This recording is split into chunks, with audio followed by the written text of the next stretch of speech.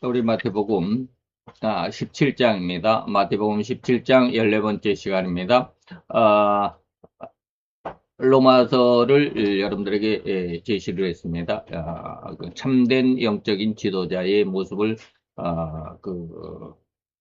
사도 바울을 통해서, 그리고 예수님, 그리고 사도 요한이 통해서 그 거룩의 의미를 찾아가는 가운데 두 번째 시간이죠.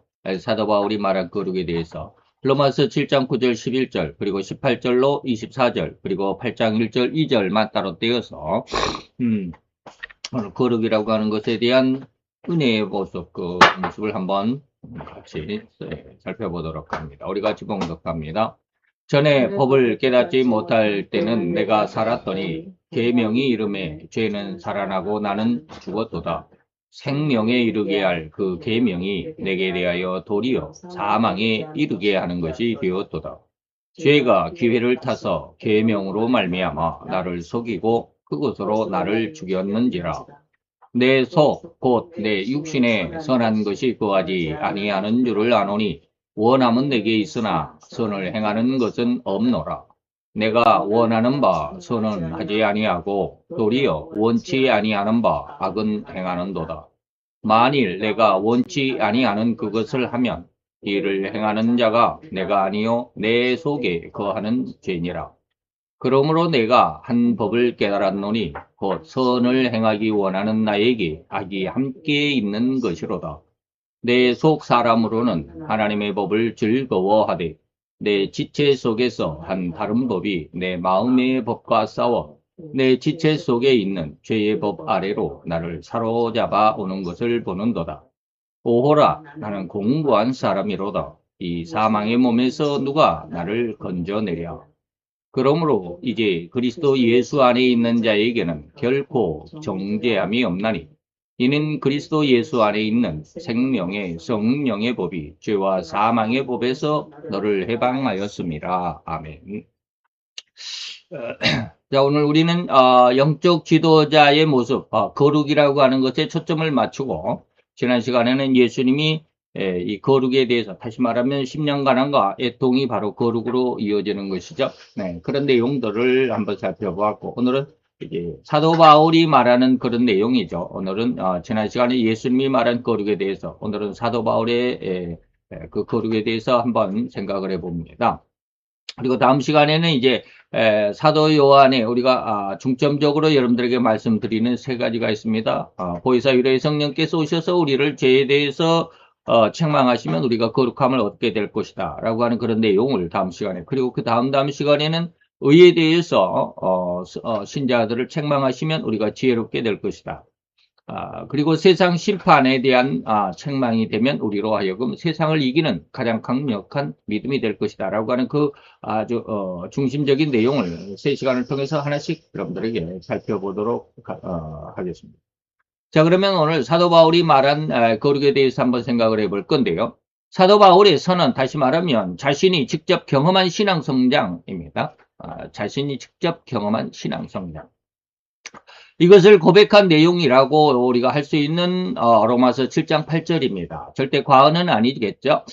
그는 자신의 신앙을 직접 임상 실험한 것 같은 내용으로서 오늘 예수님께서 말씀하신 하나님의 아들이다 라고, 마태에 이제 우리가 5장에는 팔복이다 또는 뭐 칠복이다, 구복이다 라고 이렇게 말하는 복자를 써가지고 8개 또는 9개 해가지고 팔복이다, 구복이다 라고 그러는데, 그 7번째 복이 뭐냐면 우리가 하나님의 아들이라고 인정을 받을 것이다 라고 하는 것이죠. 하나님의 진정한 아들과 하나님의 진정한 딸이 되는 그런 자격이 무엇이냐, 1절로 8절까지 내용이다 라는 그런 내용이겠습니다. 그래서 예수님께서 말씀하신 하나님의 아들이라고 인정할 수 있는 그런 상황, 그런 심성을 사도 바울은 오늘 성령의 생명의 법으로 죄와 사망의 법에서 해방을 받은 심성이고 그런 신앙이다 라고 이렇게 외치고 있다라는 것입니다. 그래서 오늘 사도 바울이 말하는 이렇게 죄와 사망의 법에서 해방을 받은 자유함을 얻은 자유함의 신앙이 무엇인지를 오늘 우리가 4단계를 사도 바울이 말하는 4단계를 통해서 한번 알아보도록 하겠습니다.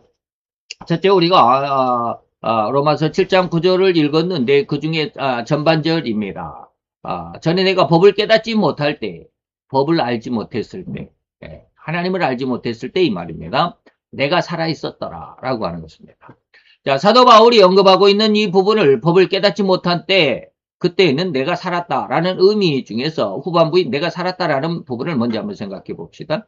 이 의미를 마태의 기록에 적용해 본다면 아직은 10년 가난이라는 은혜에 이르기 전까지 10년 가난이라고 하는 예수님이 거룩이라고 하는 말씀하실 때 10년 가난한 자라고 맨 처음 이야기했는데 그 10년 가난이라는 은혜를 받기 이전의 상태, 그런 신앙 상태를 뭐라고 하겠습니까? 불신앙의 상태. 여기다 불자를 써놨는데 어디로 가버렸나요? 불신앙의 상태를 오늘 사도 바울은 이야기하고 있습니다. 내가 하나님의 법을 깨닫지 못했을 때 내가 살아있었더라 라고 하는 것입니다. 다시 말하면 10년간은 자기의 죄를 심각하게 고민하고 회개하는 10년인데 아직은 10년 가난의 이전 상태니까 불신앙의 상태죠. 그래서 이렇게 10년간은 예수님의 십자가 대속을 믿게 되는 바로 그런 상황이었다라고 우리가 지난 시간에 말씀을 드렸습니다. 그리고 예수의 십자가 대속의 그 보혈로 우리가 구원을 얻었다. 그 은혜로 구원을 얻었다라고 이렇게 말할 수 있는데 여기 사도 바울이 지적한 이 상황은 아직은 자기 죄를 생각지도 깨닫지도 못하는 그런 상황에서 오로지 자기의 주장, 자기 이념, 자기 사상이나 생각이나 사상이 옳다고 떠버리는 그런 상태, 그런 상황, 그런 인생이다라고 하는 것입니다. 이것을 내가 살았다라는 말로 표현하고 있습니다. 그래서 법을 깨닫지 못했다라는 이제 전반부를 다시 또 생각해 봅니다. 물론 지금까지 잠시 시간이었지만 앞에 설명을 들으신 자 중에서 혹자들은 이를 갚아있을 줄로 생각을 합니다. 아직 자기의 죄를 생각지도 못했다, 깨닫지도 못한 상황이다라는 이 의미는 이 의미라는 것을 여러분들이 아시겠죠. 그래서 오로지 자기가 남들에게 자랑할 만하다라고 생각하는 그 부분만을 생각한다라는 것이죠. 자기의 부족은 절대 생각조차 못한다는 그런 의미입니다. 나는 절대로 나쁜 사람이 아니야 라고 이렇게 말해요.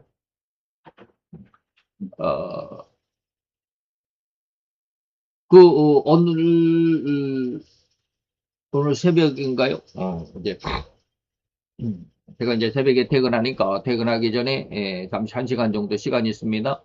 그래서 이제 인터넷을 이렇게 보는데 중국인들 요즘에 무비자로 우리나라에 막 들어오죠. 막 들어옵니다. 그래서 우리나라에서 행하는 그들의 그 행각들, 경복궁 돌담에다가 뭐 똥을 싼다든지 카페에 들어가가지고 카페에서는 뭐 커피 마시고 음료수 마시고 조그마한 다과 조그마한 것들 그런 거 먹고 자기 시간 아니면은 또 공부를 하는 학생들도 오고 말이죠. 그런 어떤 아주 쉽게 말하면 자기의 정신을 세울 수 있는 그런 공간이죠. 거기는 식당과 다릅니다. 그런데 중국인들은 거기 와가지고 7, 8명이 와가지고 막 치킨 시키고 술을 갖다가 먹고 마시고 뭐 이런다라고 하는 것이죠. 그리고 호텔 그 뭡니까 백화점의 화장실에 가면 이제 코드들이 다 있습니다. 전기 코드들. 예. 거기다가 우리나라 그거 뭡니까 요즘에는 그런 저기 히터들이 많이 나오죠. 그 위에다가 라면을 끓여 먹을 수 있고 뭐 물도 데펴 먹을 수 있는.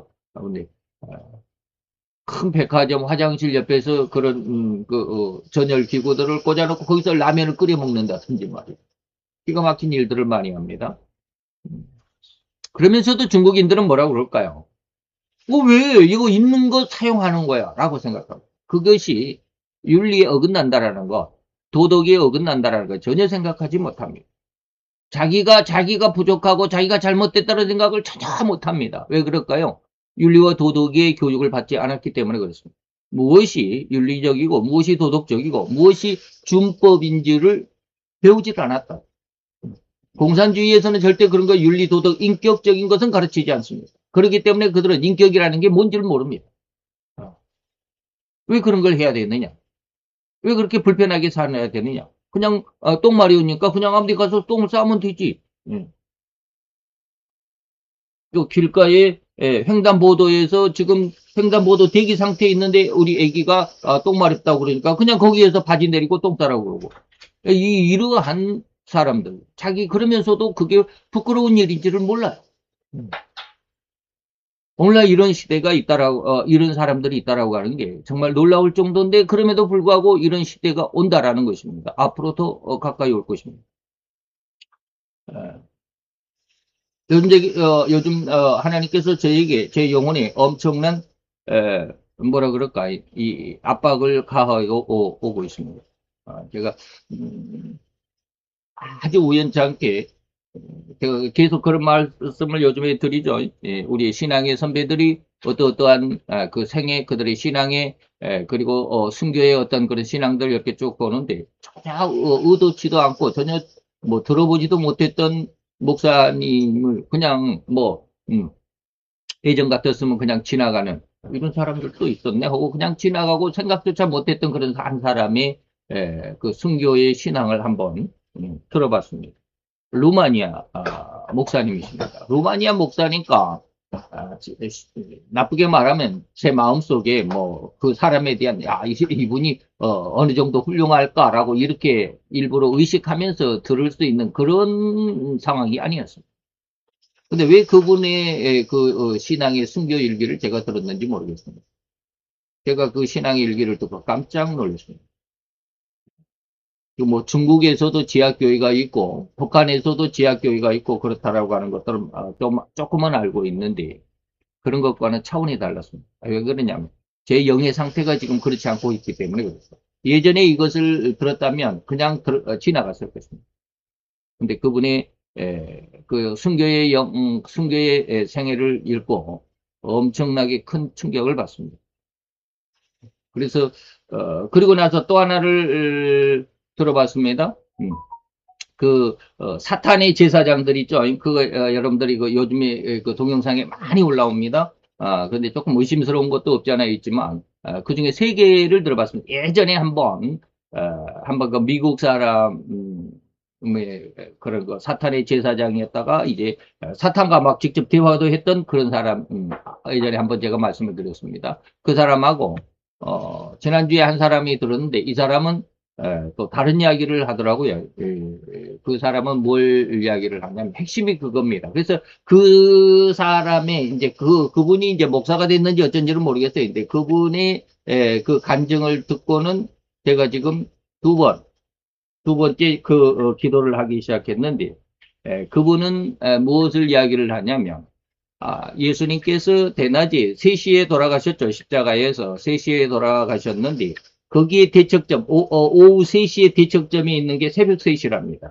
오후 3시에 예수님이 돌아가셨고 바로 그 시간에 대척점에 있는 것이 새벽 3시. 우리는 새벽 5시에 새벽 기도를 하죠. 근데 새벽 3시에는 바로 사탄이 가장 활발하게 그 활동할 수 있는 그런 시간이다라고 이렇게 이야기를 하더라고요. 그래서 그 시간에 새벽 3시에 기도하는 것이 사탄의 그런 그 활동들, 사탄의 어떤 그런 뭐라 그럴까요? 가장 흉악한 괴계들이 아주 활발하게 펼쳐지고 있는 시간이 새벽 3시랍니다. 예수님이 십자가에 죽으심에 바로 대척점에 있는 그 시간. 그래서 그 새벽 3시의 기도가 사탄의 모든 권세를 제압할 수 있는 가장 좋은 시간이다. 그게 맞는지 어쩐지는 모르겠어요. 제가 영적인 그런 내용들을 모르니까. 그래서 그분의 그 생각, 간증을 듣고 제가 지금, 격일로 출근할 때는 제가 새벽 3시에 일어나지 못합니다. 피곤하니까. 근데 거기서 퇴근할 때는 새벽 3시에 일어날 수 있습니다. 왜냐면 집에 와서 잘 수 있으니까. 그래서 오늘 새벽에도 이제 3시에 일어나서 5시에 제가 원래 기상을 해야 되니까 2시간 동안 기도하고 그저께도 제가 퇴근하죠. 그러니까 이틀에 한 번씩 새벽 3시 기도를 한번 해보자 해갖고 오늘 두 번째 기도입니다. 오늘 2시간 동안 하나님과 3시부터 5시까지 기도하면서 엄청나게 하나님과 많이 싸웠습니다. 제가 계속 하나님 앞에 이런 질문을 했습니다. 하나님 계속 대답을 합니다. 제가 이렇게 하나님과 그런 어떤 이제 대답을 했다는 게 이렇게 서로 대화하는 이런 게 아닙니다. 제가 마음속으로 하나님 앞에 이렇게 기도합니다. 그럼 거기에 대해서 하나님이 성경으로 다 알려주십니다. 이거에 대해서 하나님이 이렇습니다. 그러면 하나님이 알려주십니다. 거기에 뭐라고 그랬냐면 제가 이제 아까 목사님의 그 순교의 신앙 그거는 루마니아의 루마니아의 목사님인데 리차드 범 브란트라고 하는 목사님입니다. 그분의 신앙이 정말 기가 막히더라고. 14년 동안 나치 그리고 이제 그 루마니아이기 때문에 예전에 2차 대전 이후에 소련이 공산화가 되고 소련의 공산화의 여파로 루마니아까지 공산화가 됐죠. 동유럽 국가들 거의 그 소련 때문에 거의 공산국가가 돼 있었죠. 그런데 거기에서 공산치하에서의 그 기독교의 활동, 목사로서의 지하교회를 감당하고 그 지하교회를 운영해가고 전도하는 것. 야, 어떻게 이렇게 전도를 할까라고 할 정도로 굉장히 놀라운 일들이 많이 있습니다. 그래서 그런 것을 읽고 있는데 그 중에 하나가 무슨 뜻이냐면 그분이 범브란트 목사님이 아는 어떠한 목사님도 정말로 지하교회에서 이렇게 하나님의 영광을 위해서 막 전도를 하고 그 공산주의자들의 눈에 안 띄게 지하교회에서 하다가 어떻게 이제 잡혀가지고 감옥에 갔습니다. 포기된 사람이 수천 명이랍니다. 그렇게 공산화로 속에서 교회에 나가면 전도하면 너희들이 다 감옥에 간다. 뭐 그런데도 그렇게 전도를 했답니다. 기가 막히죠. 근데 그 목사님에게는 두 딸이 있었습니다. 아내와 두 딸이 있었는데. 근데 이 목사님이 전도를 하다가 잡혀가가지고 투옥이 돼서 뭐 5년 만인가 이제 감옥 생활을 하고 굉장하죠. 전도 한번 했다 해서 5년 동안 감옥에 놓고 5년 만에 나왔는데 놀라운 일이 벌어졌습니다. 제가 그 내용을 가지고 오늘 하나님 앞에 1시간 정도를 계속 1시간은 우리나라와 민족을 위해서 기도하고 1시간은 그분의 내용에 대해서를 가지고 하나님과 씨름을 했습니다. 뭐 무슨 일이냐면 큰애가 16살, 작은 애가 14살입니다. 근데 아버지가 이제 감옥에 들어가고 나니까 먹고 살 길이 없습니다. 아, 전도하다가 감옥에 가면 이 반동분자라고 해갖고 그 집을 도와주는 사람까지 굉장히 큰 처벌을 받습니다. 그렇기 때문에 아무도 도와주지도 않습니다. 직장을 들어갈 수도 없습니다. 물론 나이가 적기 때문에 그렇기도 하거든요. 근데 그러니까 뭐 엄마 그리고 큰딸과 작은딸 셋은 이제 아빠가 감옥에 들어가니까 먹고 살 길이 없죠. 그래서 이 큰딸이 하다못 그냥 너무너무 배가 고프고 어떻게 살아갈 길이 없으니까 매춘부가 됐습니다. 자기가 희생을 한 겁니다. 자기 가족들을 먹여 살리기 위해서. 매춘부가 되어서 돈을 벌어서 자기 엄마와 그리고 자기 동생을 먹여 살렸습니다. 근데 그것을 이 동생이 알게 됐습니다. 언니가 매춘을 하고 있구나. 그것 때문에 동생은 정신병이 들어 미쳐버렸습니다.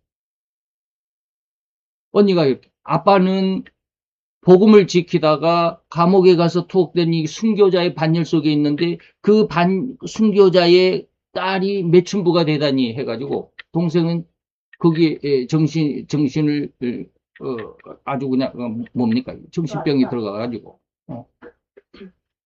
그래서 정신병원에 들어갔습니다. 엄마 이야기는 나오지는 않았습니다.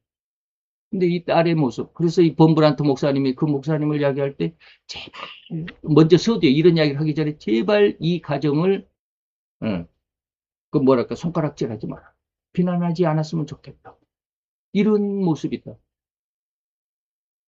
그래가지고 이제 목사님도 이제 뭐 5년 만인가 이렇게 나와가서 보니까 지금 상황이 그런 거. 큰 딸은 매춘부가 돼 있고 작은 딸은 미쳐가지고 정신병원에 입원해 있고. 그러니 이 목사님의 마음은 어떻겠냐. 그 마음을 생각하니까 저도 오늘 아침에 기도하다가 그분을 위해서 기도하려고 한 것이 아닙니다. 근데 그런 상황을 기도하다 보니까 너무 제 마음이 아픈 거예요. 세상에 이럴 수가 있을까? 이 목사님은 어떻겠습니까? 내 가정이 이렇게 내가 하나님의 복음을 지키다가 이렇게 감옥까지 갔는데, 그런데도 내 가정이 이렇게 아주 풍지박살 났다. 좋은 쪽이 아니라 악한 쪽. 이걸 우리는 어떻게 생각해요? 누가 과연 지금까지 말씀만 들으면 누가 복음을 위해서 헌신하겠습니까? 누가 복음을 위해서 전도하겠습니까? 전도해봐야 하나님은 내 가정에 내 가족들을 지켜주시지도 않고 말이죠. 예. 이렇게 창녀가 되고 정신병자가 되고 말이죠. 그런데 누가 예수를 믿겠다고 누가 예수의 복음을 증거하는 전도자가 되겠다고 이렇게 험악한 세상 속에서 공산화가 돼서 얼마 안 돼가지고 엄청나게 종교를 탄압했을 때 레닌이 바로 그런 시대. 그래서 그거에 대해서 하나님 앞에 기도해요. 하나님, 이 목사님의 심정. 그래서 이 목사님이 하나님, 내가 정말 이거 이렇게 눈 뜨고 볼 수가 없습니다. 차라리 나를 다시 감옥에 보내주세요. 감옥에 들어가 있으면 차라리 안 보니까. 그래서 다시 또 전도하다가 붙잡혀가지고 또 감옥에 들어가기는 했지만. 그런데 이 딸은, 이제 큰 딸은, 몇 주는 안 했지만, 이제는 무엇을 했냐면, 그 비밀 경찰들 있죠? 공산주의 경찰들. 비밀 경찰이라고 그럽니다. 숨어서 이렇게 막, 이렇게 감시하고, 잡아가고 하는 이런 아주 나쁜, 이 비밀 경찰들과 타협을 했습니다. 그래서 매춘은 안 하는데 대신에 이제 이런 기독교인들, 숨어있는 지하교회 교인들을 밀고 하는 밀고자가 되는 겁니다. 이 딸이. 그러니까 매춘은 안 했지만 밀고자가 되는 거예요. 아버지는 복음을 위해서 순교하는 그러한 상황 가운데 있는데 딸은 그러한 순교자들을 밀고 하는 밀고자가 돼 있는 그런 삶으로 살아가는 거예요. 그러니까 이제 돈은 더 잘 벌겠죠. 그러면서 그러한 돈 수입으로 어떻게 가족을 먹여 살린다고 했을 때 하나님 이게 희생일까요? 과연 이 딸을 나쁘다라고 우리가 비난할 수 있을까? 자기를 희생해가지고 가족을 먹여 살리는 그렇게 고민하고 하나님 앞에 기도할 때 하나님이 마태복음 16장을 말씀하십니다. 그건 네 뜻이야. 그건 사람의 생각이야. 하나님의 생각은 결코 그렇지 않아. 그러면 이 딸이 저주를 해야 될까? 이 딸을 저주를 해야 될까요? 내버려 둬야 될까요? 그 굉장히 그걸 가지고 한 시간 정도 하나님과 엄청나게 그 씨름을 하면서, 거기에 대한 답을 찾고자 했습니다. 과연 여러분들은 어떻게 그 일을, 우리 앞으로 그 일이 닥칠 겁니다. 이 나라에도 그런 일이 닥칠 겁니다. 왜 제가 그런, 기도를 했는지는, 예, 어제 그저께 2시간 하고, 오늘 2시간 하고, 기도 속에, 그리고 그 책 속에 들어있습니다. 하나님, 왜 이 나라의 주권자를 하나님께서 그도 내 형상과 내 모양을 따라 만든 내 아들이다라고 그러셨습니까? 제가 그를 위해서 기도할 때 예전에 그랬죠. 국가 이 나라의 주권자가 되기 전에 제가 그런 말씀을 드린 적이 있습니다. 그거 왜 세우셨습니까? 하나님이 세우셨다 그러는데 그 뜻이 무엇입니까? 라고 그러는데 어제 그저께는 그걸 가지고 기도했습니다. 그랬더니 하나님이 알게 하시는 게 내가 이 나라의 옥석을 가리기 위한 것. 무엇이 진짜 신앙이고 무엇이 세상의 신앙인지. 그래서 제가 지난 시간에 그런 말씀 드렸습니다. 영의 신앙과 육의 신앙, 다시 말하면 푸니마의 신앙과 푸시케의 신앙이 무엇인지를 좀 정리해 보고 싶다.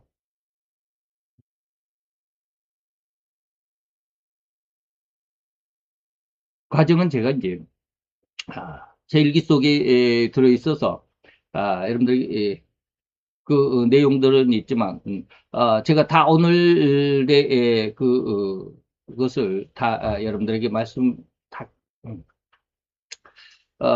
바로 이런 내용입니다.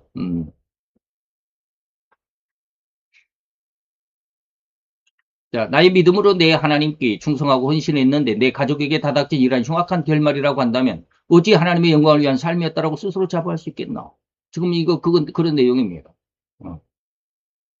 저 순교자의 목사님의 두 딸에 대한 내용.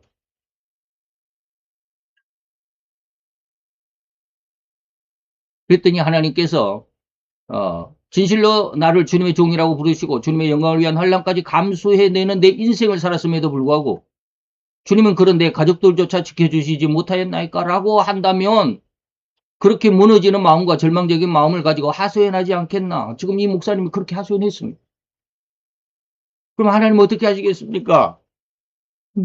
그때 하나님이 욥의 자녀를 제게 알려주셨습니다. 욥의 10자녀. 한순간에 몰살을 당했잖아. 근데 하나님 앞 다시 기도했습니다. 그러면 저들 10명은 하나님이 금하신 악행의 길은 아니지 않습니까? 라고 또 하나님 앞에 기도했습니다. 한순간에 자녀들 그렇게 아주 몰살당하는 어마어마한 고난, 환란을 겪었잖아요. 근데 이 목사님은 지금 딸이 하나가 지금 그러잖아요. 그래서 하나님이 욥의 10자녀도 그렇게 순식간에 어려움을 당했더라고 그렇게 말씀하시길래 제가 물었습니다. 근데 욥의 자녀는 하나님이 금하시는 그런 악행은 아니었지 않습니까? 그런 속에서 죽은 것은 아니지 않습니까? 그랬더니 또 누가복음 15장에 두 아들의 그 둘째에 대해서 이야기하십니다. 둘째는 자기 마음대로 선택한 길이었어. 아버지가 그 길을 가라고 하지 않았어. 지가 선택한 길이야. 이 큰딸도 아버지의 믿음을 따라 살아가는 것이 아니라 자기의 선택이었어. 그 자기가 가족을 지키기 위한 희생의 선택이기는 했어요. 하나님의 아버지의 선한 의도와 뜻을 아랑곳하지 않고 둘째 아들은 그냥 그 자기의 길을 갔어. 거기까지 하나님과 막 주고받고 계속해서 이렇게 하는데 하나님이 마지막에 말씀하십니다. 그래서 제가 안심을 했습니다. 이 마지막 말씀을 듣기 전까지는 제 마음도 이 목사님, 범프란트 목사님이 말씀하신 이 목사님이 마음과 똑같았을 것입니다. 오죽했으면 다시 감옥에 들어가고 싶었어요.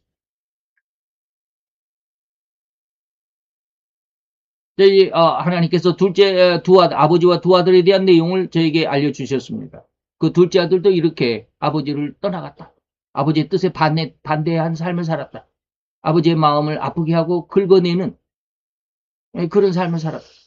그런데 제가 그랬습니다. 그리고 나서 둘째 아들조차도 마지막에는 아버지께로 되돌아갔다. 너 지금 그건 모르잖아. 하나님이 그러시더라고. 그 딸의 결과를 너는 모르잖아. 어떻게 죽었는지 네가 아니? 그 책 속에는 단지 죽기 이전까지만 기록을 해놨어. 그 딸이 죽었을 때 어땠는지 모르잖아. 그가 죽기 전에 하나님 앞에 회개하고 돌아왔는지 어쨌는지 모르잖아. 그러나 성경 전체적인 내용을 보면 나 하나님은 결코 그를 버리지 않았다. 둘째도 내가 버리지 않았어. 아버지께로 돌아왔다.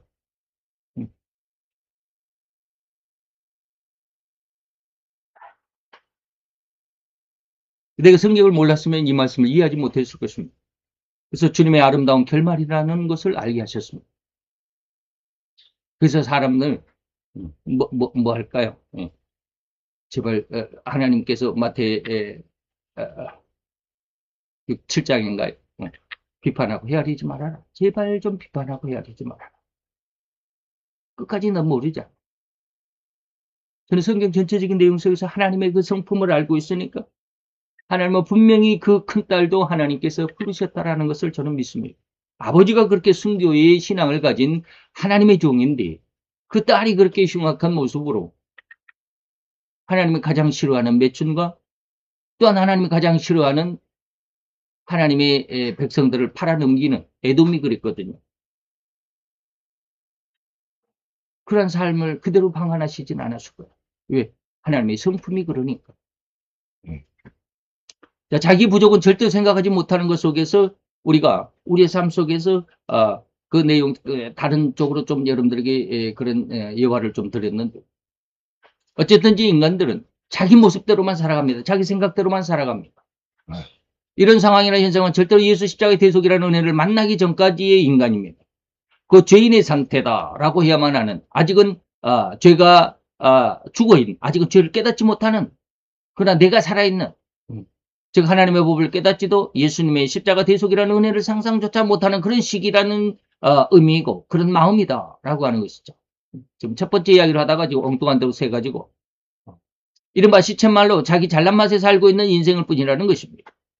오직 죄인의 심성일 뿐인 삶이고 인생이라는 말이 아니겠나. 자, 이러한 심성, 그런 성품에 어찌 하나님의 은혜가 기쁨으로 다가오겠습니까? 우리 마음을 하나님께서 붙들지 않으면 하나님의 은혜 가운데로 나가지 못합니다. 계속 이어갑시다. 곧 이때는 다시 말하면 죄가 죽어있는 상황, 내가 살아있는 이런 심성이나 성품은 철저한 죄인의 성품일 뿐입니다. 시쳇말로 철저한 자연인입니다. 우리가 말하는 그 텔레비 속에 들어있는 나는 자연이다 해가지고 자연을 벗삼아 살아가는 그런 사람이 아니고 죄성으로만 살아가는 일반의 보통적인 사람들. 불신자들이 이 말입니다. 그런 자연인이라는 말이 있습니다. 우리 신학에서도. 이러한 상태 속에서 마음의 변화를 느껴 교회 일원이 되었는데 아직은 자기가 죄인인 줄을 모르는 상황. 교회는 들어왔다 할지라도, 교회 안 들어온 사람도 포함되지만 교회에 들어왔다 할지라도 아직은 자기가 죄인인 줄 모르는 그런 상황까지 10년 가난의 상태 이전까지를 말합니다. 교회에 들어왔다 할지라도. 그러나 계속되는 교회 생활, 그리고 목사님의 설교, 그리고 예배 등을 통해서 성경 공부를 통해서 기도를 통해서 등등 신앙생활을 하면서 자기가 죄인이라는 사실을 깨닫고 성령 하나님의 은혜로 인해서 회개할 마음을 얻음으로 인해서 비로소 이제 10년 가난이 되는 것입니다. 이 10년 가난 직전까지가 죄는 죽어 있고 내가 살아있다 라고 하는 그런 단계다 이 말입니다. 그래서 10년 가난은 뭡니까? 인간 마음이 변화하는 첫 단계. 죄가 살아나고 이제 나는 죽었다. 이제 죄가 살아났다라는 것은 죄가 느껴졌다, 깨달아졌다. 그리고 나는 죽었다는 내가 겸손해졌다 이런 뜻입니다. 그 단계가 바로 두 번째 단계입니다. 그래서 이전에는 내가 전혀 느껴보지도 못했던 그런 죄의 정체를 하나씩 알아가게 되는 것이 이제 두 번째 단계입니다. 그래서 두 번째 단계로 넘어갑니다. 이때는 죄가 살아났다. 죄생이고 내가 죽었다. 다시 말하면 7장 9절의 하반절입니다. 계명이 이름에 하나님의 은혜가 내게 이름에 죄가 살아나더라. 그리고 나는 죽어가더라. 라고 하는 것입니다. 불신자가 복음을 듣고 인도함을 받아서 교회에 입교해서 예배를 통해서 설교나 성경 공부를 통해서 죄를 깨닫게 되고 더욱이 성령의 은밀한 사역 또는 성령의 신비한 사역이라고 하는 그런 신학에서 불리는 그러한 그 과정을 겪게 됩니다. 그러나 신자 자신은 전혀 알지 못합니다. 성령 하나님이 나에게 역사하셨구나 라고 하는 것. 이제 시간이 흐르고 난 뒤에 신앙을 얻고 난 뒤에 하나님의 은혜를 깨닫고 난 뒤에 무엇이 하나님의 은혜인가를 알게 되면 그때서 비로소 예전에 내가 그때 하나님이 나를 이렇게 인도하셨고 내게 이렇게 역사하셨구나 라고 그때서 알게 된다. 그러나 그때 당시는 모릅니다. 이러한 감정이나 느낌을 느끼지 못하면서도 이제 죄인이라고 자기 스스로가 깨닫고 그리고 그 죄를 회개하는 그 회개로 인도하는 것이 바로 성령 하나님의 은밀한 사역이다 라고 이렇게 말하는 겁니다. 바로 이 상황을 마태는 10년 가난이라고 했다. 예수님이 마태의 입술을 빌려서 10년 가난과 애통을 이야기했을 때 바로 10년 가난이 바로 이런 상태다. 사도 바울은 이 상황을 이렇게 말했습니다. 죄가 살아났다.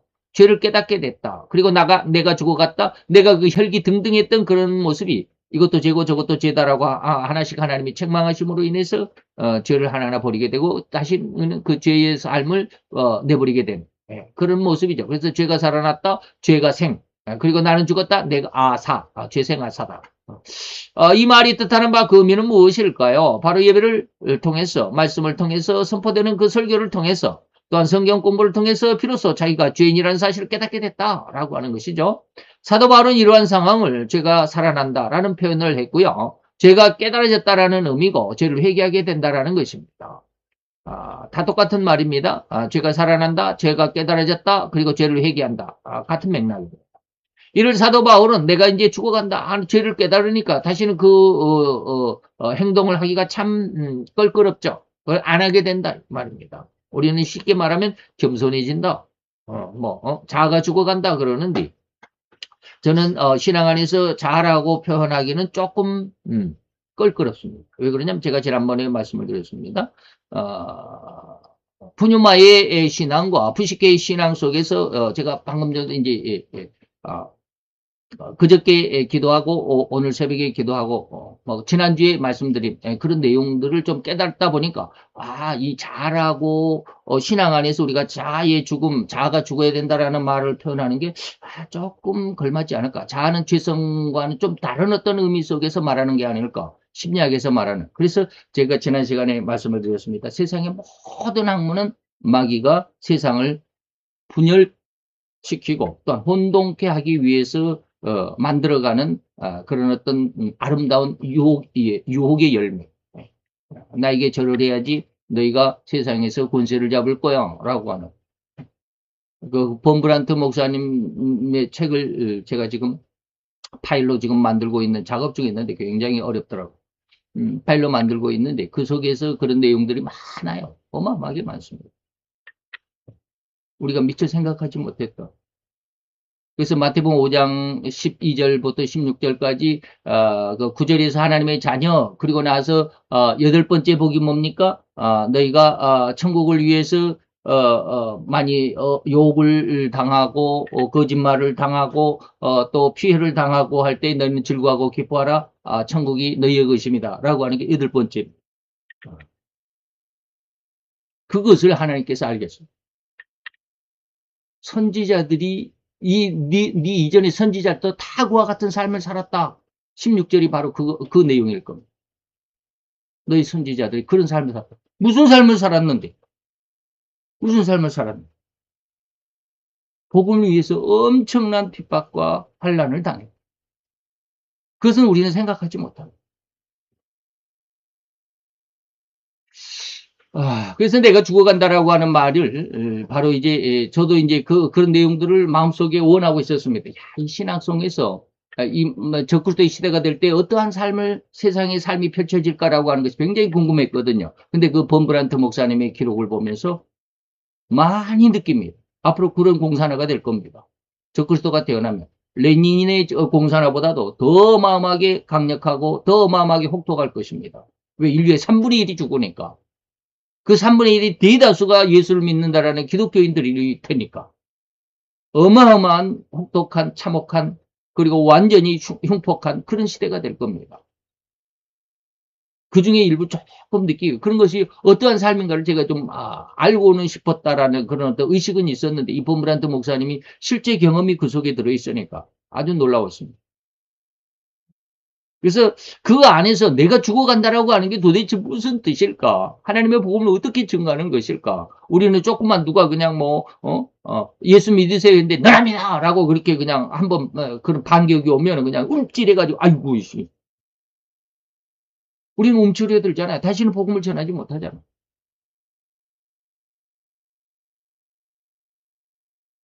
근데 그들은 어떻게 복음을 전했을까? 그 흉폭한 시대에. 그런 것들. 내가 죽어가는 모습이 과연, 다시 말하면 복음을 얼마나 사랑했는지, 예수를 얼마나 사랑했는지를 알 수 있게 됩니다.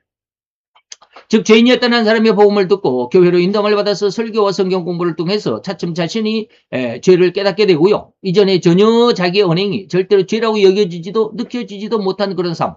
그러니까 나만 옳다라고 했던 그런 삶을 이제는 느껴지더라. 이제는 성경을 통해서 설교를 통해서 그런 언행이 명확하게 죄였다라고 하는 것을 깨닫게 되고 그것을 이걸 회개해야만 한다는 생각과 그런 마음을 갖게 되는 이 단계가 바로 죄가 살아나고 내가 죽어가는 그런 과정이다. 네. 이는 절대로 인간의 마음, 그 심적인 변화로 여겨질지라도 그런 인간의 마음에 성령의 은혜가 역사했다라는 의미입니다. 내 죄를 깨닫게 된다, 내 죄를 알게 된다라는 것은 내가 내 스스로가 아는 것이 아니라 성령 하나님의 은혜가 있었기 때문에 죄를 보게 되더라 이 말이에요. 예수의 십자가 앞에서도, 예수의 십자가 앞에서도. 그러면서 천방지축과 같았던 내 성품이 차츰 겸손해지기 시작하면서 언행조차도 조심스러워지고 높은 언성이 차츰 낮은 음성, 다시 말하면 평안한 말소리로 변하게 되는 것을 느낄 정도로 자기가 변화되고 있다. 이것이 바로 죄가 살아나고 내가 죽어간다, 내가 죽어간다 이런 뜻입니다. 이런 신앙을, 이런 상황, 이런 마음의 변화가 곧 죄가 살아나고 내가 죽어간다. 세 번째로 보면 이제 여기보다 조금 더 신앙이 성장합니다. 심중에 전쟁이 있습니다. 오늘 사도 바울이 로마서 7장 22절에서 24절까지 내용입니다. 내 속에는 하나님의 법을 즐거워. 나는 하나님의 아들이라고, 하나님의 딸이라고. 나는 늘 예배를 드리고, 나는 늘 하나님을 찬송하고, 또 기도하니까 나는 하나님의 자녀야. 그런데 이런 하나님의 사람들이 아까 제가 말씀드렸습니다. 푸뉴마의 신앙이 되지 못하고 그냥 푸시케의 신앙이 되어 있을 때 얼마나 많은 사람이 얼마나 각기 다양하게 하나님을 거절하고 하나님을 거역하고 하나님을 반대하고 하나님을 등지고 배반하여 도망가는지. 그 범브란트 목사님이 직접 그걸 경험했잖아요. 공산화가 될 때. 저희 스승 목사님도 그러한 일제시대 때 그리고 공산화 시대들 다 경험했지만 그렇게 적나라하게 말씀하시지는 않으셨습니다. 일제시대 때 그 감옥에 있을 때 저희 목사님은 그냥 나는 하나도 고통스럽지 않았어요. 나는 너무 기뻤어요. 라고만 말씀하셔요. 그건 우리 스승 목사님의 신앙이 그러니까 그렇게 해요. 근데 제가 그 말씀을 들으면서 야 도대체 얼마나 힘들었을까. 감이 안 와요. 그 이야기를 안 해주시니까. 그냥 우리 목사님은 저희 스승 목사님은 그냥 하나도 힘들지 않았어요. 저는 오히려 그 감옥에 있는 몇 년이 너무너무 기쁘고 즐거웠어요. 어느 날 꿈을 꾸니까 뱀이, 새끼뱀이, 큰 뱀도 아니고 새끼뱀이 와가지고 도시락을 하나 가져가지고 탁 목사님에게 드리니까 목사님이 그걸 받기는 싫었는데 먹었대요, 꿈에. 근데 그러고 나니까 기분이 나쁘잖아요. 뱀한테 도시락을 받아 먹으니까. 아, 엘리야는 까마귀가 갖다 줬는데 나는 뱀이 갖다 주니까 이거 뭐 좋은 상스러운 동물도 아니고 말이죠. 예. 굉장히 기분이 나쁘다랍니다. 꿈인데도. 아, 하나님, 내가 뱀이 갖다 주는 도시락을 먹었어요. 근데 그 다음날에 뭐 누군가가, 그렇게 영치금도 넣어주고 막, 그래서, 그 동네 아주 그 부자가 감옥에 들어왔나? 그래가지고 부자니까 막 영치금도 들어오고 막, 예. 그래서 이 목사님에게 갖다 줬는데 그것을 하나님이 먹으라고 그랬답니다. 왜? 내가 너를 위해서 보낸 뱀이. 이게 뱀이라고 그 사도 바울이 그랬잖아요. 아주 징그런 짐승들을 하나님께서 보자기로 쫙 내려주니까 나는 이건 어렸을 때부터 내가 이거 손도 안 댔습니다라고 그러니까 내가 거룩하다는 것을 왜 너는 징그럽다고 그러느냐 그랬잖아요. 사도행전. 그 모습처럼 저희 스승 목사님이 그랬다. 그러니까 그런 이야기만 하셨지. 아주 그냥 기가 막힌 기적적인 이야기들을 많이 하셨습니다. 네. 그러니까 그 감옥에서 일제시대 때에 일제시대 때에는 꼭 나치와 비슷했던 것 같아요. 나치 시대. 이건 공산주의 이전입니다. 나치보다도 공산주의는 그냥 뭐 수백 배나 더 지독하고 잔혹했답니다. 근데 그런 상황 속에서 본브란트 목사님이 이제 루마니아가 2차 대전 후에 소련이 왕이 있었는데 왕을 쫓아내고 레닌이 공산주의를 사회주의 러시아를 소비에트 공화국을 건립을 했잖아요. 1947년 자우전 그랬습니다. 정확히 연도는 모르겠습니다. 1942년도에 2차 세계대전 그리고 45년도에 우리나라가 해방을 받았죠. 일본이 핵폭탄 2개를 맞고 그렇게 했습니다. 자우장 그런 내용 중에서 2차 대전 후에 소련은 어땠습니까? 연합군 속에 있었습니다. 기가 막히죠. 연합군 속에 있었습니다. 그러면 반대 세계 2차 대전을 일으킨 나라가 어디 있었습니까? 독일, 그 다음에 이탈리아, 그리고 일본 세 나라였습니다. 전범 국가들이죠. 전쟁을 일으킨 범죄 국가 셋. 그리고 소련은 연합군 속에 있었습니다. 미국과 영국과 이런 연합군 속에 있었기 때문에 소비에트가 승리 국가가 됐습니다. 그래서 우리나라가 둘로 나눠졌을 때 북쪽을 소련이 그래서 소련이 거기에 진주하게 되고 거기를 장악하게 되고 공산화를 시켰다.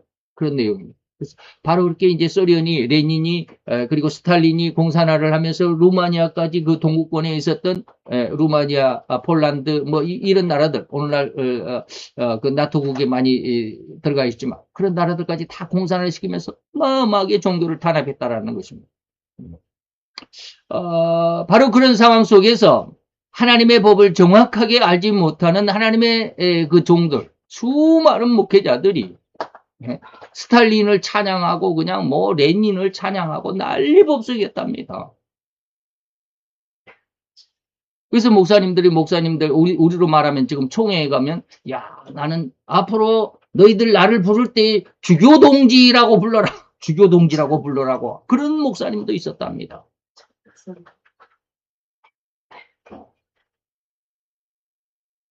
근데 저는 그런 그 기록들을 보면서 저는 한심스럽게 생각하지 않습니다. 왜 그럴까요? 제가 잠깐 말씀을 드렸습니다. 우리나라가 그렇게 될 가능성이 너무 많습니다.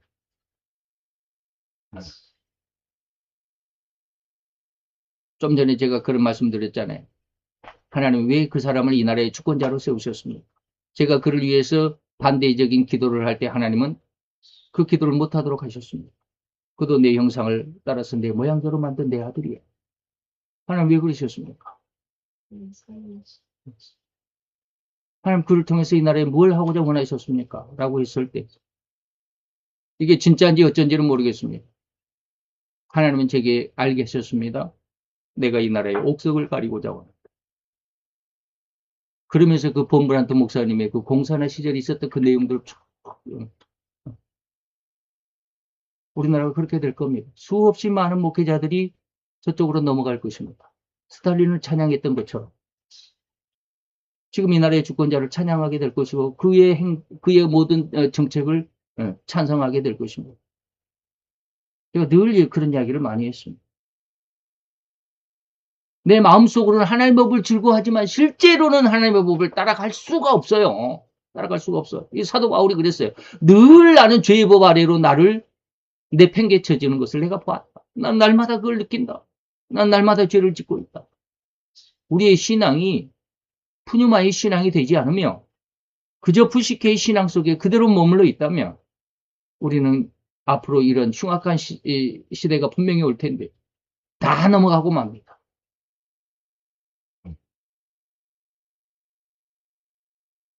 그래서 이 범브란트 목사님도 이제 부인도 굉장히 완고했던 사람인데 계속해서 자기 부인한테 전도를 하고 해서 부인도 이제 믿음의 사람이 됐는데 어마어마하게 믿음이 큰 사람으로 그 사모로 성장을 했습니다. 그래서 이제 공산화가 될 때 스탈린의 측에서 온 루마니아 전국의 목회자들을 한 4,000명이 됐답니다. 그때 당시 굉장히 많죠. 그때 당시 4,000명이.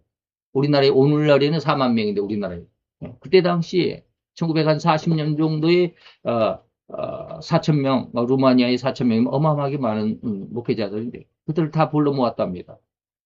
그리고 나서 한 사람씩 한 사람씩 전부 다 스탈린을 찬양하도록 나와서 그 강단에 나와서 스탈린 만세 막 이렇게 전부 다 그렇게 하도록 했답니다.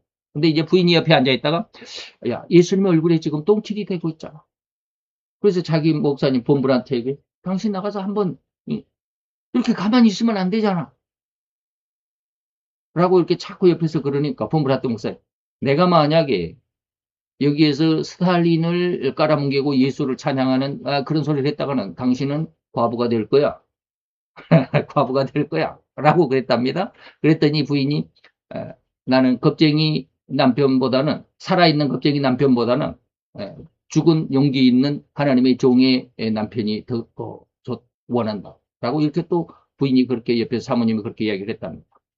그래서 본브란트 목사님이 이제 손을 들고 자기 이제 차례가 돼서 나가가지고 스탈린에 대해서 그 내용을 저격을 하고 하나님에 대해서 예수의 복음을 예수의 그 증거를 위해서 우리가 헌신하는 그런 삶을 살아야 되지 않냐 순교의 전도의 그런 삶을 살아야 되지 않냐라고 이렇게 말씀을 했을 때 온 목사님들이 다 난리죠 이제 속에 있는 시원한 근데 속에 무엇인가 웅크리고 있는 게 그것이 푹 터지는 것처럼 그러면서 이제 그 후의 대가는 이제 상상할 수 없을 정도로 어마어마 14년 동안 감옥에 갇혀 있으면서 어마어마하게 큰 공산주의자들이 이렇게 두 발판 위에 이렇게 발판 있고 거기서가 그리고 이 목사님을 다른 목사님 이 목사님 본브란트 목사님이 아니라 다른 목사님들 거기에 눕게 한답니다. 그리고 눕게 하고 거기에 누워 있는 얼굴에다가 똥을 싸는 거예요. 그 발판 위에 올라가 가지고 공산주의 그 간수들이. 그러면 그걸 먹으면 그게 먹어집니까 똥이? 그럼 막 토해내면 그걸 또 쓸어 담아가지고 기독교인들을 또 잡아 끌고 와서 그걸 또 핥아먹으라고 그러고 난리법석이에요. 이건 지옥 그 표현이 그렇습니다. 밀턴의 지옥편 그 신라권의 지옥편에 있는 지옥의 상황보다도 수십 배는 더 고통스러운 더 흉악한 형벌이요. 그런 삶이에요. 바로 공산화의 치하의 기독교인들의 생태. 우리의 신앙이 정말로 그래서 하나님 앞에 저도 그런 것들을 그저께 오늘 2시간 정도씩 기도를 하면서 하나님 앞에 늘 그걸 기도합니다. 하나님 나는 이렇게는 못할 것 같지 않습니까? 전도하다가 옛날 인천 북계동에서도 우리 집사람이 당신도 전도해야 돼요. 근데 전도를 하고 싶은데 안 돼요. 하나님 그걸 고백했습니다. 하나님 안 되잖아요. 전도를 한다고 그래도 한 두세 주간 열심히 반짝하다가 또 못하잖아요. 누구 하나 그냥 우리에게 반대하고 그냥 막 적극적으로 반대하고 막 욕하고 주먹 쥐고 막 달려들고 그러면 기가 죽어가지고 다음부터는 전도도 못 나가자. 겨우 한다는 게 이게 전도지 이렇게 나눠주는 거 그거밖에 못하죠. 그거 가지고는 전도가 안 돼. 내 마음의 죄의 법 아래, 세상의 권세 아래 우리는 굴복하고 말아. 이게 세 번째 단계입니다. 이것을 고통하고 고민하는 게 세 번째 단계입니다. 사도 바울이 이러한 단말마라고 하는 게, 단말마라는 말의 의미가 뭐냐면 죽음의 문턱에서 가장 처절하게 외치는 마지막의 외침이 단말마라고 합니다. 그러니까 얼마나 이 단말마라는 게 얼마나 아주 그냥 가슴을, 자기 심장을 내놓는 듯한, 심장을 찢는 듯한 그러한 외침이겠습니까? 이 단말마적인 외침을 할 수밖에 없었던 이유가 뭡니까? 오라, 나는 공부한 사람이다. 이것이 바로 뭐다? 단말마적인 외침이다라고 저는 지금 표현하고 있습니다. 바울이 이렇게 외쳐야만 했던 근본 이유가 바로 로마서 7장 12절로 24절까지입니다. 물론 22절로 24절까지였지만. 그런데 이런 외침이 있었던 사도 바울의 신앙 상태는 뭘까요? 예수를 지금 처음 믿는 초신자의 시대가 아닙니다. 사도행전 9장에서 사도 바울은 이미 처음을 만났을 때 주여 누이십니까? 라고 고백하고, 지금 이 로마서 7장의 신앙에 있어서 최고의 극점의 시기입니다. 그래서 전도의 최고 절정기에 있을 때라고 할 수 있었던 시기였음을 우리는 이것을 발견할 수 있어야 되고, 이걸 느낄 수 있어야 됩니다. 이 신중전쟁, 내 속에 죄의 법이 있다라는 것, 내 마음의 법은 하나님의 법을 즐거워하는데 내 속에는 죄의 법이 있다라고 하는 것, 내 지체 속에 있는 이 지체의 법, 죄의 법 속에 있다라고 하는 것을 느꼈을 때는 언제냐? 뭐 죄가 죽어 있을 때, 또는 죄 생하사 뭐 이럴 때 느끼는 게 아닙니다. 인생의 최고의 신앙의 시기였다라는. 곧 예수를 극적으로 만났고, 그로 인해서 그의 인생은 완전히 뒤바뀌어서 예수를 핍박하던 입장에서 이제는 적극적으로 예수를 전도하는 그 절정기, 전도하는 전도의 최고 절정기 때 바로 이 단말마적인 외침을 느낄 수 있었던 그 마음의 상태, 마음의 법과 심령의 법이 싸울 때의 심령의 법 아래로, 다시 말하면 죄의 법 아래로 내가 항상 지고 말더라. 이것이 바로 뭐다? 이걸 느끼게 되고 이걸 깨닫게 되는 게 바로 심중전쟁이다 라고 말하는 겁니다. 자기 마음속에 하나님을 복종하고자 하는 선한 법, 의의 법이 많이 있는 것이 아니라 육신적이고 세속적이면서, 그러다 보니까 세상에 좀 더 내가 잘 살고 잘 먹고 세상 사람들에게 내 삶의 평안을 위해서, 그래서 스탈린이 공산주의가, 그리고 앞으로는 적그리스도가 너 예수를 부인하지 않으면, 내 말에 따르지 않으면 너는 죽이겠다. 그러면 어떻겠습니까? 다 그리 넘어간다라고 수없이 말씀을 드렸습니다. 근데 그 아주 그냥 신랄한, 아주 적나라한 표현이 바로 이 범브란트 목사님의 기록 속에서 제가 읽어볼 수 있었습니다. 그래서 제 마음에 많이 와닿는 것 같아요. 오직 자기의 사상과 욕심으로만 살아가고 했던 그런 일명 지체의 법이고 육신의 법이고 죄의 법이 함께 내 속에 들어있다라고 하는 것을 우리가 깨닫게 되어야 되는, 깨달아야만 한다. 이 은혜는 성령의 은혜가 아니고서는 결코 알 수 있는 법이 아니죠. 이렇게 자기 속에 두 법이 함께 존재한다는 사실을 알기까지는, 절대로 보이사 유래의 성령 하나님께서 성도의 마음속에 죄를 책망하시기 이전까지는 절대로 알 수도 깨달을 수도 없는 너무나도 비밀스러운 은혜고 너무나도 신비한 성령 하나님의 역사입니다. 그래서 푸뉴마의 신앙, 그 다음에 푸시케의 신앙이 여기에서 갈라지게 되는 거예요. 네. 푸시케의 신앙은 그저 육신적인 모습으로 아주 총회장이 됐다 할지라도 말이죠. 스탈린의 어떤 권력이 딱 앞에 서 있으니까 스탈린 동지 만세! 스탈린이 민주주의다, 우리의 구세주다라고. 우리나라에는 그런 거 없었습니까? 옛날에 있었잖아요. 일제시대 때. 신사참배. 신사참배를 할 때, 당시에 장로교회는 하나밖에 없었습니다. 장로교회는 하나밖에 없었어요. 그 장로교회 총회에서 신사참배는, 그 우상을 섬기는 게 아니다라고 결정을 했습니다. 그래서, 전국적으로 신사참배를 갔던, 개별적으로는 안 간 사람도 또, 몇 사람 있었지만, 자우지간 그런 일들이 있었죠. 우리나라에도 있었습니다. 교회 전체가, 총회 전체가 그냥, 총회 법으로 인해서, 법으로, 그렇게, 규정을 해버렸잖아요. 신사참배해도 괜찮다. 앞으로 이 나라의 주권자를 향해서 그렇게 될 일이 있을 것입니다. 하나님은 이것을 옥석을 가리는 일, 옥이 무엇이고 돌이 무엇인지를 구분하기 위해서 하나님이 이 일을 행하실 것이라고. 근데 제 어떤 그런 깨달음이, 그런 느낌이 틀렸으면 좋겠죠. 저도 그렇게 기도했습니다. 하나님, 이거, 안 그랬으면 좋겠습니다. 왜? 그런 내용이 봄라트 목사님의 그런 기록 속에 너무나도 흉악하기 때문에 하나님 저는 이걸 감당할 수 없어요.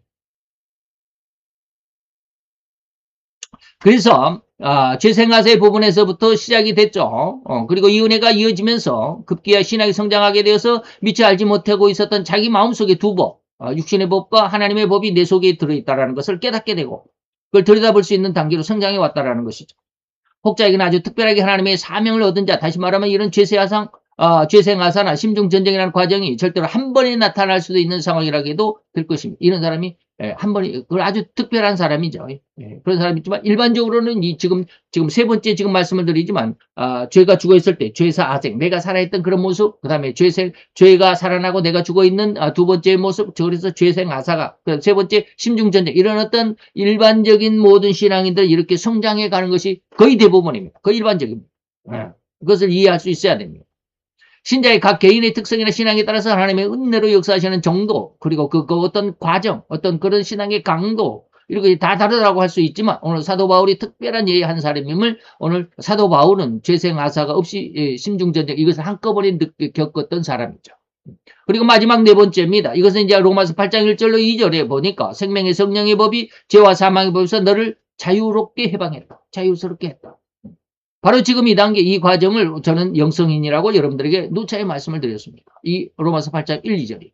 이렇듯 전혀 죄를 알지도 깨닫지도 못한 상황에서 점차 죄를 깨닫게 되고 깨달아서 회개하게 되면서 급기야 자기 속에 여전히 죄가 있다라고 하는 것, 의와 함께 내재되어 있다라는 것을 깨닫게 되고 이것을 그러면서도 나는 의를 쫓아서 늘 행하는 것이 아니라 항상 죄를 쫓아서 행하기만 했던 그 죄성일 뿐인 자신을 발견하게 되고 철저하게 회개에 이르더라. 이것이 바로 두 번째 회개인 애통이다라는 말씀까지 드렸습니다. 이러한 회개의 끝들은 기필코 이러한 하나님의 은혜가 준비되어 있음이니 곧 생명의 성령의 법이 죄와 사망의 법에서 너를 해방해서 자유롭게 해주신다라는 약속입니다. 오늘 여기 죄와 사망의 법에서 너를 해방했다. 너를 자유스럽게 놓아줄 거야. 이제는 죄로 하여금 너를 근처도 얼씬하지 못하게 할 거예요. 자, 이러한 신앙이 되었을 때, 다시 말하면 죄와 사망의 법에서 너를 해방이 되었을 때, 너가 자유롭게 되었을 때, 이때는 죄와 사망의 법에서 해방된 신자는 절대로 다시는 죄로 인해서 고통받지도 공격을 받을지라도 한순간에 굴복하거나 마음조차 눈길조차 곁길로 나갈 수 없는 진실로 하나님의 진의에 부합된 죄와는 결코 상관없는 존재가, 다시 말하면 영성인이 바로 이러한 사람입니다. 하나님이 바라시는 성도의 결말이 바로 이 영성인, 제가 늘 말씀드리는 것, 이것이 바로 거룩입니다. 하나님은 이런 영성인의 인간으로 양육하기 위해서 이런 육신의 삶, 거기 봄라트 목사님의 기록에 그런 말씀이 있습니다. 하도 그 그리스도인들이 몇천 명씩 그냥 공산주의의 그 감옥에 투옥이 돼가지고 그렇게 흉악한, 아주 그냥 뭐 상상조차 못할 그 어마어마한 그런 환란, 그런 고통을 당하게 될 때 몇 사람이 그랬답니다. 도대체 하나님은 왜 저 악한 사람들이 승리하도록 내버려 두셨을까? 그죠? 아까 말씀드렸던 그 봄라트 목사님이 아는 그 목사님도 두 딸이 그렇게 흉악한 모습, 결과는 우리가 헤아릴 수 없지만 하나님만이 아십니다. 저는 성경 전체적인 내용을 보았을 때 하나님은 그 큰딸을 하나님이 부르셨다라고 저는 봅니다. 분명히 부르셨습니다. 하나님을 부르지 않고는 하나님의 성품을 우리가 논할 수가 없습니다. 하나님의 성품상 하나님은 그 큰딸을 부르셨다라고 저는 봅니다. 그게 맞습니다. 그렇다고 한다면 하나님은 이 하나님의 백성들, 하나님을 믿는 하나님의 그 순교의 신앙까지, 그래서 이 감옥까지 투옥이 된 이런 사람들을 하나님이 생각하셨다면 왜 그렇게 힘들게 하셨을까? 그들이 승승장구하고 공산당이 이기고, 이 나라의 권세자도 그냥 뒤집어 엎고 말이죠. 그럴 수 있어야 되는데 왜 하나님은 안 그러실까? 이렇게 하나님 앞에 의문을 표현하는 사람들이 수없이 많을 겁니다. 진짜 살아계신 하나님이라면, 진짜 사랑의 하나님이시라고 한다면, 정말로 하나님은 충성되고 하나님 앞에 헌신하는 사람들을 하나님이 그렇게 지키시고 보호하신다라고 하셨다면, 이런 흉악한 모습, 이런 어떤 엄청난 환란, 이런 고통을 겪게 하실까? 그러면서 하나님이 제게 하신 말씀이, 그래서 전도에 미련한 것이라. 내가 전도에 미련한 것으로 영광받기를 원했어. 그게 뭔 뜻인지 우리는 몰랐잖아요. 근데 이 본브라트 목사님의 생애 책을 읽으면서 제가 느낀 게, 하나님이 그래서 영광을 받으시는구나. 하나님을 사랑하는 사랑이 얼마나 강하면 이 흉악한 환란, 역경, 공고 이런 환란, 이런 거 고통을 주는 그들의 압박 속에도 굴복하지 않는 하나님을 사랑하는 마음. 하나님 그걸 원하시는 거예요. 그게 바로 내가 그 마태복음 5장 12절로 16절까지. 너희 모든 선지자들도, 너희 선배 선지자들도 다 이와 같이 거짓말을 당하고 너희들이 공격을 받고 도에 맞고 그랬지만 승리하게 했다. 이것이 하나님의 뜻이에요. 그래서 등불은 결코 등경 아래, 말 아래 두지 않고 등경 위에 두는 거예요. 그 결과가 그것이었습니다. 본브란트 목사님의 결과도 그랬습니다. 본브란트 목사님의 몇 명만이 14년의 그 고통 속에서 살아났지만 더 많은 사람들은 그 고통 속에 고통을 견디지 못하고 죽은 목사님이 더 많았다고 그럽니다. 그래서 이러한 육신의 삶, 이러한 고통으로 얼룩진 세상의 삶을 하나님이 허용했다. 왜? 영성인으로 성장시키기 위해서는 그런 고통, 그래서 제가 당금질이라는 것을 많이 말씀을 드렸습니다. 이때 이 당금질이라는 말씀을 지금까지 여러분들에게 말씀드릴 때는 이러한 본브라트 목사님이 공산화 속에서 신앙을 지키기 위한 그들의 투쟁, 혈투, 영적인 전투, 그들이 육신적으로 받는 그 고난, 환란 이런 것들을 전혀 생각하지 못했어요. 그래서 제 의식 속에 그림자조차 없었습니다. 그러나 지금 한 2주 동안 그분의 생애를 듣고 그래서 제가 책을 일부러 샀습니다. 지금 저 책장에 꽂혀 있는 게 그겁니다. 네.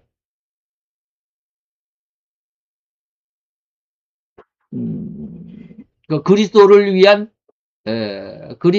고난. 지금 가로로 꼽혀 있는 게 바로 그겁니다. 그걸 읽고 아주 많은 것을 깨닫게 됩니다. 성경이 그냥 막 보여지는 것 같아요. 그래서 방금 말씀드린 마태복음 5장 12절로 16절까지 그 8번째 축복이 무슨 뜻인지는 이해가 되는 겁니다. 예전에는 그 이해를 못했습니다. 매맞고 거짓말을 당하고 너희들을 돌이켜 돌을 던지고 하는 너희 선지자들도 다 그런 삶을 살았어. 이게 도대체 뭔 뜻인지를 몰랐습니다. 근데 지금 그게 보이는 것 같아요. 이 본브란트 목사님의 그런 어떤 고난의 그런 내용을 보면 바로 영성인으로 성장시키기 위해서 우리는 당금질할 때 수없이 2만 번 이상의 망치를 두들겨 맞는 것처럼 우리 신앙은 바로 이런 육신의 삶의 고통 속에서 이 고통으로 얼그러지고 얼룩진 이런 세상 삶을 하나님이 통과하도록 하셨다. 그때서야 비로소 정금이 된다. 그걸 견디지 않으면 정금이 안 되죠. 이렇게 허용된 인간의 육신의 삶을 통해서 영성인으로 성장하는 이런 과정, 이런 그 훈련이고 연습으로 삼으신 것을 여러분들이 이해할 수 있어야 될 것입니다. 이런 과정을 오늘 필자는 절대로 인간 마음의 성장의 과정이라고 주장하면서 여러분들에게 이것이 바로 거룩함, 청결함, 깨끗함, 순백이 다시 말하면 순금으로 정금으로 거듭나는 귀한 과정인 것을 여러분들에게 말씀을 드리고 싶습니다. 이런 과정을 거치지 않으면 정금이 나올 수가 없죠. 수많은 목회자들이 당시의 정권에 야반은 그런 모습으로 거의 7, 80%가 거의가 다 그렇게 돌아가 버립니다. 그래서 제가 푸시케 신앙과 푸뉴마이 신앙이 그걸 좀 정리해 보고 싶다라고 이렇게 말씀드린 겁니다. 그런 내용 속에서 오늘 바울이 말하는 내 그 신앙의 거룩함의 과정, 이것을 통해서 바울이 말한 거룩이 어떤 것인지를 여러분들이 잘 이해해 주셨으면 감사하겠습니다. 기도하겠습니다. 할렐루야. 주님, 오늘도 여호와의 귀한 은혜와 은총, 귀한 사랑을 주께 감사를 드리나이다. 여호와의 은혜가 우리 가운데 함께하게 하여 주셔서 우리로 인하여 하나님의 귀한 뜻을, 하나님의 깊으신 그 은혜를 능히 깨닫고 그 안에서 우리의 신앙을, 우리의 신앙의 중심을, 우리의 신앙의 줄기를 더 올곧게, 더 아버지의 강력하게 세워갈 수 있고 아버지의 성장시켜갈 수 있는 귀한 신앙의 뿌리가 되고 줄기가 되고 아버지의 열매가 될 수 있도록 하나님 역사하여 주옵소서. 그 말씀 속에 하나님의 귀한 뜻을 우리의 심령 속에 빛으로 받아들이게 하시고 그 빛으로 인해서 하나님이 온전히 기뻐하시는 선하시고 기뻐하시고 온전한 그 신앙의 열매들로 풍성한 주님의 아들로 딸로 결론되고 아버지의 수확될 수 있도록 주님 역사하여 주옵소서. 모든 걸 주께 맡기고 예수 그리스도 이름으로 감사와 기도드려 싸움나이다. 아멘.